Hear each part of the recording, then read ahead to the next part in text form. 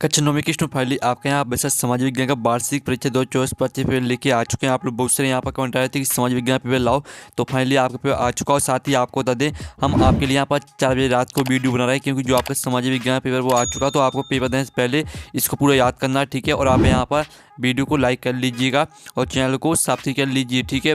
और साथ ही इस वीडियो को आपको अपने दोस्तों तक भी शेयर कर देना है, ठीक है, जिससे वो भी यहाँ पर समाज विज्ञान पेपर अच्छे मार्क्स ला सकें। तो इस वीडियो को आप अपने दोस्तों तक भी शेयर कर दीजिएगा। आप यहाँ पर दिल्ली मार्क्स आपका 75 नंबर का रहने वाला है। टोटल नंबर ऑफ क्वेश्चन आपके 23 रहेंगे। टाइम आपका 3 घंटे रहने वाला है। और साथ ही आप यहाँ पर देख लीजिए, निर्देश आते हैं, सही प्रश्न करना अनिवार्य है, ठीक है। तो आप यहाँ पर निर्देश पढ़ लीजिएगा। अब चलिए जो आपका पेपर वो देख लेते हैं। पहले तो आपके आते हैं सही विकल्प चुनकर लिखिए, जो कि आपके 6 नंबर के रहने वाले हैं। तो पहला आपका आता है, भारत का क्षेत्रफल विश्व के कुल क्षेत्रफल का कितना प्रतिशत है। तो इसका आपका यहाँ पर ऑप्शन आता है, ठीक है, जिसमें आपका यहाँ पर दिया गया है 2.4% और बात आपका 7% और सात आपका 13% और दाता 7.5%। तो इसका आपका यहाँ पर राइट आंसर 2.4% हो जाएगा, ठीक है। फिर दूसरा आता है, भारत में पृथ्वी की सतह का सबसे प्राचीन भाग कौन सा है। तो आपका इसका ऑप्शन आता है उत्तरी मैदान और बात आपका प्रायद्वीपीय पठार और साथ आपका हिमालय, ठीक है, हिमालय क्षेत्र और दात आपका द्वीप समूह। तो इसका राइट आंसर आपका बा हो जाएगा प्रायद्वीपीय पठार, ठीक है।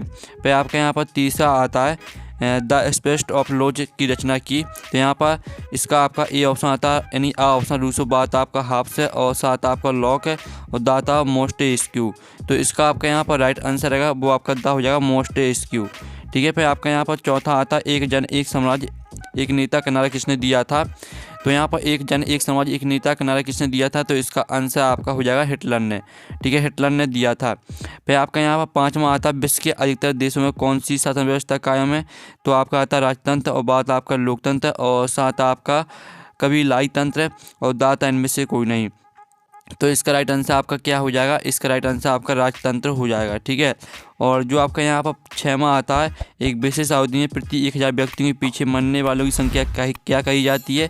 तो आपका आता है शिशु मृत्यु दर और बात आपका मृत्यु दर और साथ आपका जन्म दर और आता है जीवन प्रत्याशा।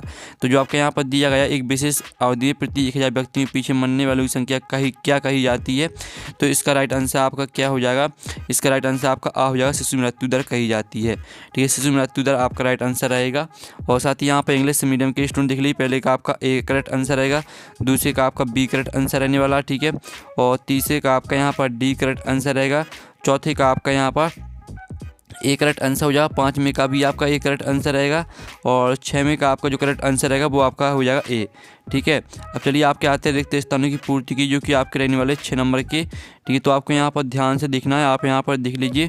पहला आता भारत के पूर्व दिशा में स्थित जलीय संरचना को डोडो कहा जाता है। तो भारत के पूर्व दिशा में स्थित जलीय संरचना को, ठीक है, बंगाल की खाड़ी कहा जाता है। तो आपका बंगाल की खाड़ी, ठीक है, बंगाल की खाड़ी आपका यहाँ पर राइट आंसर हो जाएगा पहले रिक्त स्थान का।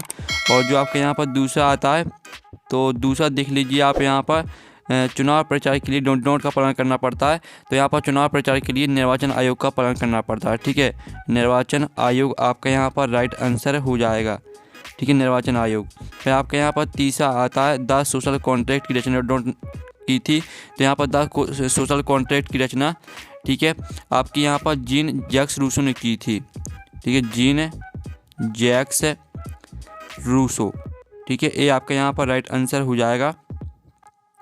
फिर जो आपका यहाँ पर देश संयुक्त राष्ट्र संघ के सुरक्षा परिषद में देश हैं।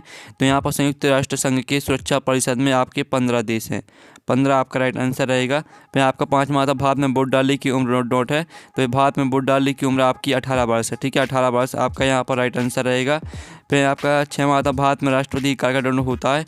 तो भारत में यहाँ पर राष्ट्रपति कार्यकाल होता है आपका 5 वर्ष, ठीक है, 5 वर्ष आपका यहाँ पर राइट आंसर रहेगा 6वें का। तो इस तरह से जो आपके यहाँ पर रिक्त स्थान वो कंप्लीट हो जाते हैं। साथ ही यहाँ पर इंग्लिश मीडियम के स्टूडेंट भी यहाँ पर देख लीजिएगा, ठीक है। और साथ ही आप यहाँ पर देख लेते हैं हम सत्ता, ठीक है। तो स्टूडेंट जो आपके यहाँ पर सत्ता वो हम यहाँ पर देख लेते हैं। तो पहला आपका आता है, खारे पानी की झील को लेगुन कहते हैं। तो पहला आपका सत्य रहेगा। फिर दूसरा आता भारत एक धर्मनिरपेक्ष राज्य, तो आपका यह भी सत्य हो जाएगा। और तीसरा आता मौसम और जलवायु दोनों के तत्व एक समान नहीं होते, तो आपका यह भी सत्य हो जाएगा, ठीक है।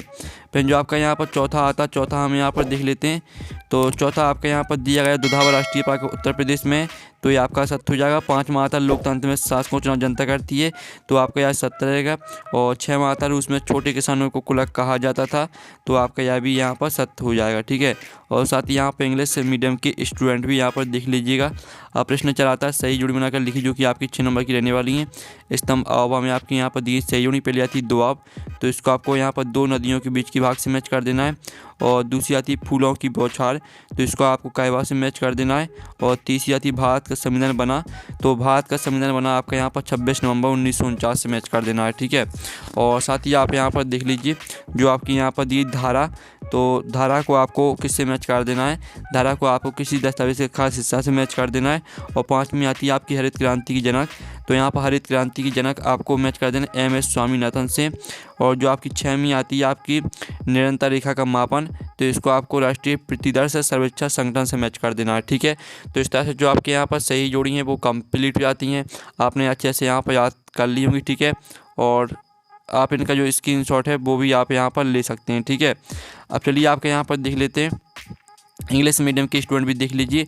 अब प्रश्न 5 आता है आपके एक शब्द वाक्य में उत्तर लिखिए, जो कि आपके रहने वाले यहाँ पर 6 नंबर के, ठीक है। तो पहला आपका यहाँ पर दिया गया है, पहला आप यहाँ पर देख लीजिए, ठीक है स्टूडेंट। हम पहला यहाँ पर देख लेते पृथ्वी के मध्य में 0 डिग्री अक्षांश रेखा को किस नाम से जाना जाता है, तो इसका आंसर आपका यहाँ पर रहने वाला, ठीक है, भूमध्य रेखा, भूमध्य रेखा के नाम से जाना जाता है, ठीक है। भूमध्य रेखा आपका यहाँ पर राइट आंसर हो जाएगा पहले का।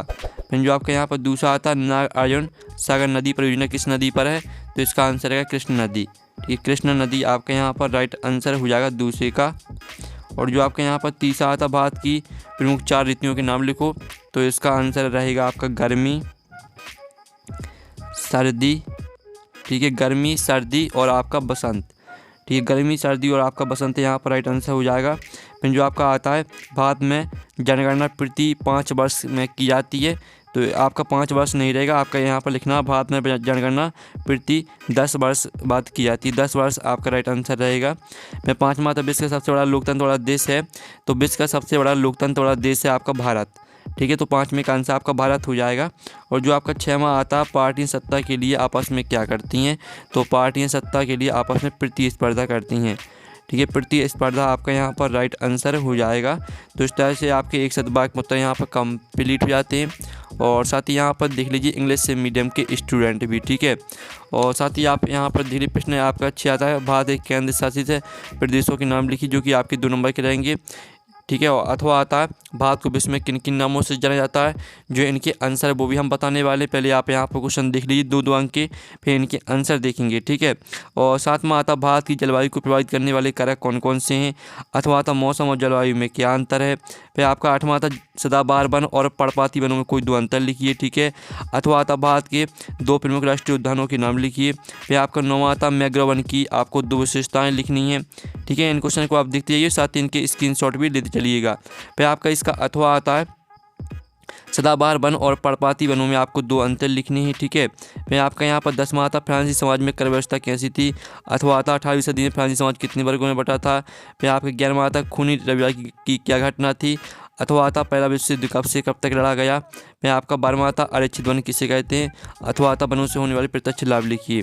फिर आपका 13वां आता वयस्क मताधिकार क्या है। अथवा आता लोकतंत्र की परिभाषा दीजिए। फिर आपका 14वां आता संविधान सभा के 4 सदस्यों के नाम लिखिए। अथवा आता संसदीय शासन प्रणाली क्या है, ठीक है। 15वां आता गठबंधन सरकार किसे कहते हैं। अथवा आता हमारे में संविधान की व्याख्या का अधिकार किसे प्राप्त है। फिर आपका 16वां आता शिक्षित बेरोजगारी से आप क्या समझते हैं, ठीक है। और इसका आपका अथवा आता शिशु मृत्यु दर से क्या अभिप्राय है। फिर आपका 7वां आता मानव संसाधन अन्य संसाधनों से किस प्रकार अलग है, ठीक है। अथवा आता मानव पूंजी निर्माण में स्वास्थ्य की भूमिका क्या है, ठीक है। और साथ ही आप यहाँ पर देख लीजिए 18वां आता कर्क रेखा का भारत की जलवायु में महत्व कोई 2 महत्व लिखिए। अथवा आता भारत को उपमहाद्वीप की संज्ञा क्यों दी जाती है, 3 बिंदुओं से स्पष्ट कीजिए, ठीक है। आप यहाँ पर देख लीजिए रबी और खरीफ फसल में आपको अंतर लिखना है। और साथ ही इसका अथवा आता है वन अधिनियम के चाराबाज समुदाय पर क्या प्रभाव पड़ा। फिर आपका 20वां आता है लोकसभा की शक्तियों का वर्णन कीजिए। अथवा आता है राष्ट्रपति कौन सी शक्तियाँ होती हैं समझाइए। फिर आपका 21वां आता है भारतीय संविधान में प्रदत्त मौलिक अधिकार को समझाइए। इसका अथवा आता है भारतीय संविधान वाणिज्य शिक्षक और संस्कृत अधिकार को समझाइए। फिर 22वां आता है भारत में निरंतर के क्या कारण लिखिए।